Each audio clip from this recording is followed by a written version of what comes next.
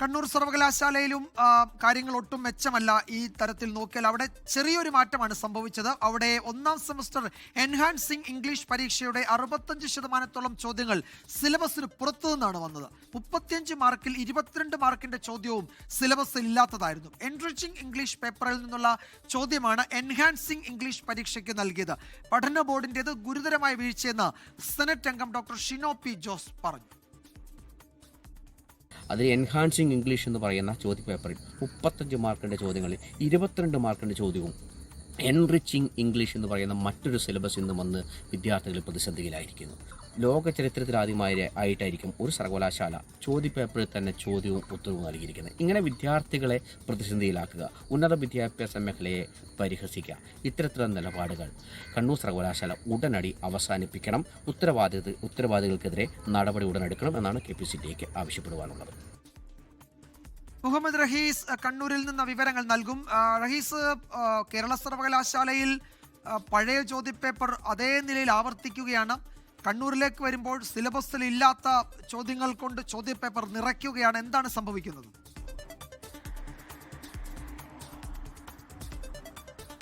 വിജയകുമാർ, കൃത്യമായി ചോദ്യങ്ങൾ ഇടാൻ പോലും ഈ പഠന ബോർഡൊക്കെ തീരുമാനിക്കുന്നവർക്ക് താല്പര്യമില്ല എന്ന് തോന്നുന്ന 2 വാർത്തകളാണ് ഇപ്പോൾ അടിക്കടി വന്നിരിക്കുന്നത്. അവിടെ കേരള സർവകലാശാലയിൽ ചോദ്യം അതുപോലെ തന്നെ റിപ്പീറ്റ് ചെയ്യുകയായിരുന്നെങ്കിൽ ഇവിടെ മറ്റൊരു വിഷയത്തിന്റെ ചോദ്യങ്ങൾ എടുത്ത് ഈ ചോദ്യപേപ്പറിൽ ഇടുകയായിരുന്നു. മറ്റൊരു വിഷയത്തിന്റെ സിലബസിലുള്ള ചോദ്യങ്ങളാണ് ചോദിച്ചത്. അതായത് എൻഹാൻസിങ് ഇംഗ്ലീഷും ഒപ്പം തന്നെ എൻറിച്ചിങ് ഇംഗ്ലീഷും ഉണ്ട്. 2 തരത്തിലുള്ള പരീക്ഷയാണ്. അത് രണ്ടും 2 പേപ്പറുകളാണ്. കണ്ണൂർ സർവകലാശാലയിൽ ഒന്നാം സെമസ്റ്റർ വിദ്യാർത്ഥികളുടെ പരീക്ഷ കഴിഞ്ഞ ദിവസമാണ് കഴിഞ്ഞത്. അപ്പോൾ അവിടെ ഈ 2 സെമസ്റ്ററുകളുടെ ചോദ്യവുമായി ബന്ധപ്പെട്ടാണ് പ്രശ്നങ്ങൾ ഉണ്ടായത്. അതായത് ഈ എൻറിച്ചിങ് ഇംഗ്ലീഷ് സിലബസിൽ നിന്നുള്ള ചോദ്യമാണ് എൻഹാൻസിംഗ് ഇംഗ്ലീഷ് പരീക്ഷയ്ക്ക് നൽകിയിട്ടുള്ളത്. അതും 35 മാർക്കിൽ 22 മാർക്കിന്റെ ചോദ്യങ്ങളും ഈ എൻഹാൻസിംഗ് ഇംഗ്ലീഷ് പേപ്പറിന്റെ ചോദ്യങ്ങളാണ് എൻറിച്ചിങ് ഇംഗ്ലീഷിന്റെ പരീക്ഷ എഴുതുന്ന വിദ്യാർത്ഥികൾക്ക് കൊടുത്തത്.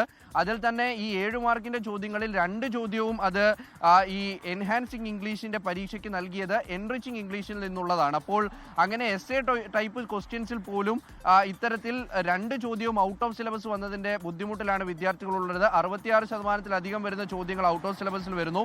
ഫസ്റ്റ് സെമസ്റ്റർ എക്സാം എഴുതുന്ന വിദ്യാർത്ഥികളാണ്. അവർ ക്ലാസ് റൂമിൽ നിന്ന് പാനിക് ആകുന്നു, അവർ ആകെ കുഴങ്ങുന്നു. അങ്ങനെ അധ്യാപകരൊക്കെ എത്തി എങ്ങനെയെങ്കിലും നിങ്ങൾ ഇത് അറ്റൻഡ് ചെയ്ത് വിട്ടാൽ മതി, പിന്നീട് മൂല്യനിർണ്ണയത്തിന്റെ സമയത്തൊക്കെ നിങ്ങൾക്ക് മാർക്ക് നൽകും എന്നൊരു മറുപടി ഈ വിദ്യാർത്ഥികൾക്ക് നൽകിയതിന് പിന്നാലെയാണ് പലരും അറ്റൻഡ് ചെയ്യാനെങ്കിലും തയ്യാറായത്.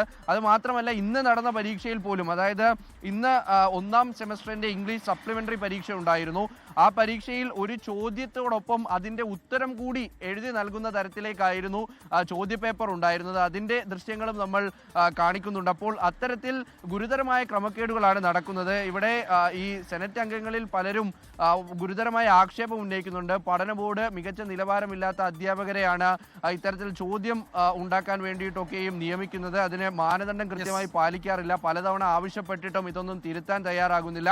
വിദ്യാർത്ഥികളുടെ ഒരു ജീവിതം വെച്ചിട്ട് അവരുടെ അക്കാദമിക് ഒരു രീതിയൊക്കെയും മാറ്റുന്ന തരത്തിൽ, അവരെ തകർക്കുന്ന തരത്തിലൊക്കെയാണ് ഈ ചോദ്യപേപ്പറൊക്കെ വരുന്നതെന്ന് പറയുന്നു. അതിനുള്ള തെളിവുകൾ കൂടിയാണ് ഇതെന്നുകൂടി മനസ്സിലാക്കണം. എന്തായാലും ഇനി മൂല്യനിർണ്ണയത്തിന്റെ സമയത്ത് ഇവർക്ക് ഏതെങ്കിലും തരത്തിലുള്ള ഇളവുകൾ നൽകുമോ എന്ന് വ്യക്തമല്ല. പക്ഷേ ആ ഇളവുകൾ നൽകാൻ നിലവിൽ നിയമമോ അല്ലെങ്കിൽ അത്തരത്തിൽ സാധ്യതയോ ഒന്നുമില്ല. സൂചിപ്പിച്ചതുപോലെ കുട്ടികളുടെ ഭാവി വെച്ച് കളിക്കരുത് എന്ന് മാത്രമേ നമുക്കും പറയാനുള്ളൂ.